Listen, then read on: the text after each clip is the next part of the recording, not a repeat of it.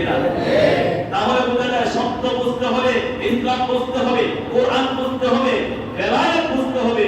যারা তরিকা বোঝেন তারা এই বেলায়েত বুঝবেন। আল্লাহর ওলিদের সংস্পর্শে না গেলে এই বেলায়েত পাওয়া যাবে না। এক শ্রেণীর মানুষ তারা বোঝে, আরেক শ্রেণীর মানুষ তারা বুঝে না। যারা না বুঝে তারা বলে যে এই কন্ডিশন কিছু নাই। রবীন্দ্রনাথ সাইডে গেলে এই সকল কথাগুলো শুনি। আসলে আপনি অনুধাবন করেন, চিন্তা করেন, বিশ্লেষণ করেন, গবেষণা করেন, আল্লাহ পাক যদি আপনার তকদীরের মধ্যে হেদায়েত লিখে দেয়, আল্লাহ পাক আপনাকে বোঝার সক্ষমতা দিবে। আল্লাহ কবুল করুন, সকল বলেন আমিন। এই বেলায়েতের সম্রাট ছিলেন হুজুর সাইয়েদনা গৌসুল পাক আব্দুল কাদের জিলানী রাহমাতুল্লাহ আলাইহি। ঠিক জীবনে আমাদের অনুসরণের কিছু আছে না নাই? আছে। আওয়াজ করে বলেন আছে না নাই? আছে। হুজুর সাইয়েদনা গৌসুল পাক আব্দুল কাদের জিলানী রাহমাতুল্লাহ আলাইহি ছোটবেলা থেকে ছিলেন সত্যবাদী। কিবাদী? সত্যবাদী। আমরা কত সত্যবাদী? তিনি কখনো মিথ্যা কথা বলেন নাই। হুজুর সাইয়েদনা গৌসুল পাক আব্দুল কাদের জিলানী রাহমাতুল্লাহ আলাইহি এই ছোট্ট ঘটনা আপনারা সকলেই জানেন। তিনি যখন বাগদাদ শরীফে নিজামিয়া মাদ্রাসায় পড়াশোনার জন্য যাবেন, 40টা স্বর্ণ মুদ্রা দিয়েছিলেন। মিথ্যা কথা বলল না, ডাকাত দল ধরল, মিথ্যা বললেন না। যত সংখ্যক ছিল তত সম্পত্তির সংখ্যকই বলে দিলেন। তখন ডাকাত দল এই ডাকাতি ছেড়ে ইসলাম গ্রহণ করে নিয়েছিল। তিনি সেখান থেকে চলে গেলেন কোথায়? নিজামিয়া মাদ্রাসায়। কোন মাদ্রাসায়? জিলান শহর থেকে বাগদাদের নিজামিয়া মাদ্রাসায় যখন গেলেন, নিজাম শব্দের অর্থ শৃঙ্খল জীবন যাপন। নিয়ম শৃঙ্খল জীবন যাপনকে বলা হয় নিজামিয়া। যেই মাদ্রাসায় স্টাডি করলে, যেই মাদ্রাসায় স্টাডি করলে, যেই মাদ্রাসায় পড়াশোনা করলে জীবনকে শৃঙ্খলার মধ্যে নিয়ে আসা যায়, তাকে বলা হয় নিজামিয়া মাদ্রাসা। তখনকার নিজামিয়া মাদ্রাসা আর এখন অনেক পার্থক্য আছে। হুজুর সাইয়েদনা গৌসুল পাক আব্দুল কাদের জিলানী রাহমাতুল্লাহ আলাইহি মায়ের কাছ থেকে দোয়া নিয়ে তিনি চলে গেলেন নিজামিয়া মাদ্রাসায়। গিয়ে দেখলেন তার উস্তাদ, তার শায়েখ, তার টিচার, তিনি তার ছাত্রদেরকে পড়াচ্ছেন বড় একটা গাছের তলায়। কিসের তলায়? তখন তো এত বড় বাসা আদালতে এত কিছু ছিল না। উস্তাদ দাওয়াত দিচ্ছেন, অনেক ছাত্র সামনে উপস্থিত। হুজুর সাইয়েদনা গৌসুল পাক আব্দুল কাদের জিলানী রাহমাতুল্লাহ আলাইহি ওই মজলিসের সবার পিছনে গিয়ে বসলেন। জোরে বলি মারহাবা। যাওয়ার পরেই তার প্রথম যে ধারণাটা, পিছনে গিয়ে প্রথম টিচারের কাছ থেকে যে কথাগুলো তার কর্ণকহরে পৌঁছলো, শিক্ষক বলতেছেন, হে আমার ছাত্ররা, তোমরা গভীর মনোযোগ দিয়ে শোনো।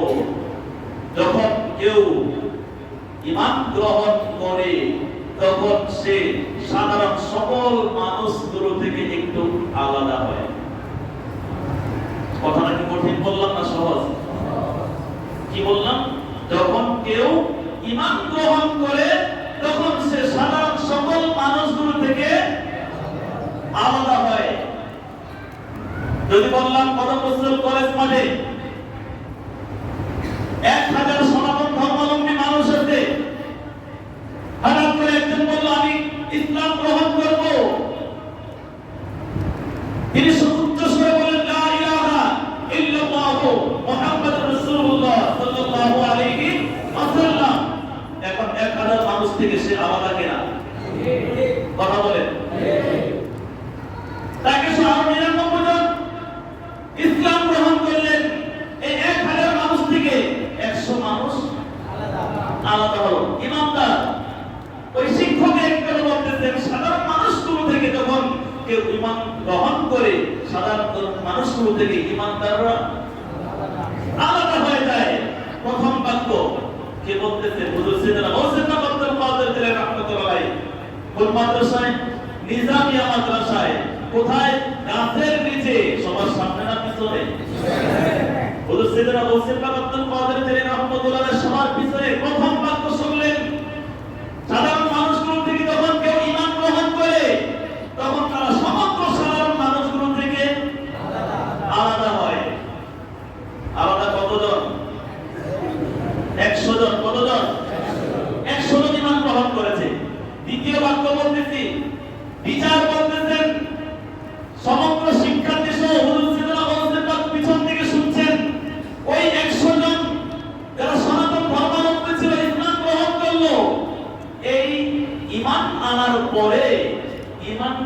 অনুযায়ী যারা আমল করে তারা ইমানদারদের চাইতে আলাদা হয়। কথাটা একটু কঠিন, একটু সহজ করে বলছি। 1000 থেকে মাইনাস করলাম কত? এই 100 জন ঈমান আনার পরে সবাই কিন্তু আমল করে না। 100 জন থেকে মাত্র 30 জন আমল করলেন। এই আমলদার ব্যক্তিরা এই 100 জন থেকে আবার আলাদা হয়ে যায়। দ্বিতীয় বাক্য বুঝেছেন? প্রথম বাক্য সাধারণ মানুষগুলো থেকে যখন কেউ ঈমান গ্রহণ করে তখন তারা সাধারণ মানুষগুলো থেকে আলাদা হয়ে যায়। ঈমান আনার পরে যারা ঈমান অনুযায়ী আমল করে তারা ঈমানদারদের থেকে আলাদা হয়। তৃতীয় বাক্য 3 নম্বর হচ্ছে ওই আমল অবস্থায় যারা আমল 30 জন আমল করেছিল, আমল করতে করতে কেউ আংশিক আমল করে, কেউ অর্ধেক আমল করে, কেউ 75% আমল করে, কেউ বা 90% আমল করে, কেউ বা 100% আমল করে। এইভাবে যারা আমলের পরিপূর্ণতায় চলে আসে তখন তারা ওই আমলদারদের থেকে আলাদা হয়ে যায়। জোরে বলি আল্লাহু আকবার। তিনটা বাক্য সাধারণ থেকে ঈমানদার, ঈমানদারদের থেকে আলাদা, আলাদা থেকে আবার পরিপূর্ণ ঈমানদার যারা, পরিপূর্ণ আমলদার যারা তারা আবার আলাদা হয়ে যায়। কয়টা ভাগ? হযরত সাইয়েদনা মুসলিম আব্দুল কাদের জিলানী রাহমাতুল্লাহ তিনটা বাক্য শুনতে পাইলেন। টিচার ওই তিনটা বাক্যকে আবার বিশ্লেষণ করতেছেন। সাধারণ মানুষগুলো থেকে যারা ঈমান আনেছে তারা তখন বুঝতে পারবে যে তারা ঈমানদার, তখন লোকজন তাদেরকে মুসলমান বলবে। কি বলবে? মুসলমান। ওই 100 জনকে মুসলমান হিসেবে সবাই চিনবে, আর বাকি 900 জনকে কেউ মুসলমান হিসেবে চিনবে না। ব্যাখ্যা করলেন আরেকবার। এরপর সাইয়েদনা মুসলিম শুনলেন ওই 100 জন ঈমানদারদের মধ্য থেকে যাদেরকে মুসলমান বলা হয় তারা সবাই ঈমান অনুযায়ী আমল শুরু করেছে। এই আমল করেছে শুধুমাত্র 30 জন। এই 30 জন তারা আমলদার এটা তখন বুঝবে যখন তারা বুঝতে পারবে 30 জন ভালো কাজ করলে তাদের অন্তরের মধ্যে ভালো লাগে, মন্দ কাজ করলে তাদের অন্তরের মধ্যে কষ্ট লাগে। তখন তারা বুঝবে আমরা সাধারণ মানুষদের থেকে ঈমানদার হয়েছি, ঈমানদারদের থেকে আরো উপরে স্তরে গিয়ে আমরা আমলদার হয়েছি। আল্লাহু আকবার। আমলদার যারা ভালো কাজ করলে অন্তরে শান্তি লাগবে, খারাপ কাজ করলে অন্তরে কষ্ট লাগবে, এটা ব্যাখ্যা করে দিলেন। 3 নম্বর একটা পর্যায়ে যারা 30 জন আমলদার আমল করে স্বাভাবিক পাবে, কিন্তু আমলের পরিপূর্ণতা 30 জন যাবে না। 2-4 জন 5 জন গেলে যাবে, অন্যথায় নাও যেতে পারে। ওই টিচার মজলিসের মধ্যে বললেন যারা আমলের পরিপূর্ণতায় চলে আসবে তখন তারা এটা বুঝতে পারবে, তারা আল্লাহর দরবারে যা প্রার্থনা করবে সেমনিভাবে আল্লাহ পাক রব্বুল আলামিন তা মঞ্জুর করে দিবে। আমাদের পরিপূর্ণতায় গেলে তিনি যেইভাবে বলবেন আল্লাহ পাক রব্বুল আলামিন সেইভাবেই করবেন। এটা হচ্ছে বেলায়াত। ধরে বলি আল্লাহু আকবার। হযরত সাইয়েদনা মুসলিম আব্দুল কাদের জিলানী রাহমাতুল্লাহ আলাইহি এই তিনটা বাক্য শুনলেন, ব্যাখ্যা সহ শুনলেন। টিচারের বক্তব্য শেষ। এবার শিক্ষার্থীদের মধ্যে আবার প্রশ্ন ছুড়ে দিলেন, আমি 3টা বাক্য বলেছি তোমরা সবাই বুঝেছো কিনা? শিক্ষার্থী সকলে রেসপন্স করলো, হ্যাঁ হুজুর আমরা সবাই বুঝতে পেরেছি। সুবহানাল্লাহ বলেন। সবাই বললো কি? বুঝেছি। বুঝলেও বুঝেছি, না বুঝলেও বুঝেছি। টিচার বলতেন প্রশ্ন করেন বুঝেছো? সকলে বললো হ্যাঁ আমরা বুঝেছি। এবার প্র্যাকটিক্যাল ক্লাস। হুজুর দাঁড়ালেন, সবাইকে লক্ষ্য করে বললেন যদি বুঝেই থাকো এই মজলিসের মধ্যে যারা সাধারণ মানুষ থেকে ইসলাম গ্রহণ করে যারা ঈমানদার হয়েছো তোমরা আমার বাম পাশে এসে দাঁড়াও। কোন পাশে? বাম পাশে। আওয়াজ করে বলে কোন পাশে? বাম পাশে।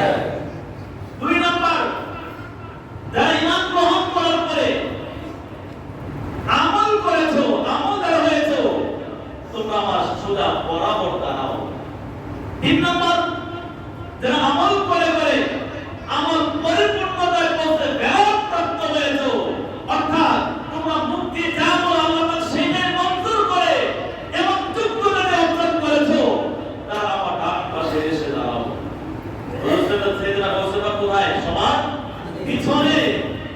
দৃশ্যগুলো দেখছেন, কতগুলো ছাত্র বাম পাশে এসে দাঁড়াইলো, যারা ইসলাম গ্রহণ করে ইমানদার হয়েছে। শুধুমাত্র কিছু কিছু ছাত্র ওই শিক্ষকের বরাবর দাঁড়ালেন, যারা ইমান জ্ঞানে ইমান মনে আমল শুরু করেছিলেন। আমলটা তারা এইভাবে বুঝতে পেরেছেন, ভালো কাজ করলে অন্তরে তৃপ্তি লাগে, একটা গুনাহের কাজ করলে মনের মধ্যে অশান্তি লাগে। ওই কিন্তু মানুষ হুজুরের বরাবর দাঁড়ালেন, এক পাশ ফাঁকা, এক পাশ কি একজনও নাই। হুজুর সিদ্দিক রাদিয়াল্লাহু এখনো পিছনে বসা, সবাই দক্ষ। সামনে কে দাঁড়ালো, বাম পাশে কে দাঁড়ালো, ডান পাশে কেউ দাঁড়ালো, সবাই লক্ষ্য করে এক পাশ খালি। ডান পাশ বাম বরাবর, বাম পাশে যারা তারা সামনে বরাবর তাদের দিকে লক্ষ্য করছেন, বরাবর যারা তারা বাম পাশে লক্ষ্য করছেন। এই কোন কালারে, তার ক্লাসিফিকেশন কেমন, কে একটু ভালো করেছে, এগুলো দেখতে দেখতে হঠাৎ বিশ্বকালের পিছনে একজন ছোট বালক বসা। তার ভালো বলে এখন সকলের দৃষ্টির পিছনে কি ব্যাপার, আজ আমরা কেউ চিনি না। জিলান শহর থেকে এসেছেন, বাগদাদের নিজামিয়া মাদ্রাসায়, তাকে চিনার কোথাও না। শিক্ষক ডাক দিলেন, হে বৎস তুমি সামনে আসো। হুজুর সিনা বসির আব্দুল কাদের জিলানী রাহমাতুল্লাহ সামনে আসলেন। ওস্তাদ প্রশ্ন করলেন, তোমাকে তো আমরা চিনি না, তোমার পরিচয়টা কি?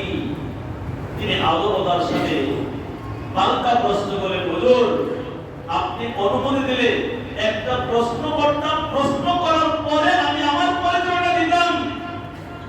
বলেন ঠিক আছে, তোমার প্রশ্ন করো। অনুমতি পাওয়ার পরে হুজুর সিনা আব্দুল কাদের জিলানী রাহমাতুল্লাহ বললেন, আপনার দশটা অবস্থায় আমি স্থান পাইলাম সবার পিছনে, গাছতলার পিছনে পাইলাম। তিনটা বাক্য পেয়েছি, সাধারণ মানুষ থেকে যারা ইমানদার হয়, তখন ইমানদার পুরো মানুষগুলো সাধারণ মানুষ থেকে আলাদা হয়। তারপরে তারা যখন আমল করে ইমানদার থেকে আলাদা হয়, তারপর আমলের পরিপূর্ণতা আসলে তাদের থেকে আলাদা হয়। হুজুর এই কথা বলার পরে আপনি প্র্যাকটিক্যাল ক্লাসের মধ্যে যাচ্ছেন, ইমানদার আলাদা, আমলদার আলাদা, আমলের পরিপূর্ণতা আলাদা হওয়ার জন্য আপনার তিনটা ক্লাসিফিকেশনের মধ্যে, তিনটা শ্রেণীর মধ্যে দুইটা শ্রেণীর মানুষ দাঁড়িয়েছে। বাম পাশে যারা শুধু ইমানদার, বরাবর হচ্ছে যারা ঈমান এনে আমল করেছে তারা। কিন্তু আপনার বাম পাশে একজন ছাত্র দাঁড়ায় নাই। হুজুর আপনার কাছে প্রশ্ন, আপনি কি ওই যে বাম পাশে, ডান পাশে যে বেরাপ্রাপ্ত জায়গা, যে যারা মুক্তি না বলে আল্লাহ পাকের পক্ষ থেকে দায়ী হয়, আপনার কি সেই যোগ্যতা আছে? আদালতের সাথে প্রশ্ন করলেন, শিক্ষক প্রথমে সাইলেন্ট হয়ে গেলেন, চুপ হলেন। তারপরে ভদ্রভাবে শিক্ষক জবাব দিলেন, হ্যাঁ আমার সেই যোগ্যতা আছে। আমাদের বর্তমান সমাজের টিচাররা কি এই প্রশ্ন করেছ? ঠিক কিনা? আমাদের সমাজের টিচারগুলো এমন অবস্থা চলে গিয়েছে, এই টিচারগুলোর কাছে যদি আপনি প্রাইভেট পড়াইতে না দেন, তাকে অন্য চোখে দেখে আসলে তারা শিক্ষক নামে কলঙ্ক। আপনার তার কাছে যদি সে প্রাইভেট না পড়ে গণিতে ফেল করে দেয়, ইংরেজিতে ফেল করে দেয়, একটা শিক্ষার্থীর ভিতরে কোনো প্রতিভা অবশ্যই রয়েছে, সে একটা বিষয় ফেল করুক না কেন, খারাপ করুক না কেন, আপনি তাকে উৎসাহ দিলে এই শিক্ষার্থীরা জীবনে 10টা বছর 12টা বছর পড়াশোনা করতে করতে একটা না একটা সময় তার ভিতর থেকে কোনো না কোনো একটা প্রতিভা বের হবেই হবে। ঠিক কিনা বলুন? কিন্তু আমাদের শিক্ষা ব্যবস্থাটা এখন চরম পর্যায়ে চলে গিয়েছে। আল্লাহ পাক আমাদেরকে হেফাজত দান করুন, সকলে বলেন আমিন। আমি সেদিকে যাচ্ছি না, সম্মানিত হাজিরিন। তো তিনি ভদ্রভাবে জবাব দিলেন যে হ্যাঁ আমার সেই যোগ্যতা আছে। হুজুর সিনা বসির আব্দুল কাদের জিলানী রাহমাতুল্লাহ আলাইহি উস্তাদকে বললেন, হুজুর যদি আপনি বলেছেন তিনটা কামে তিনজন দাঁড়ানোর জন্য, আপনার বাম পাশে দাঁড়াইলো, বরাবর দাঁড়াইলো, ডান পাশে কেউ নাই, যদি আপনি ওই বেলায়েতের স্থানটার মধ্যে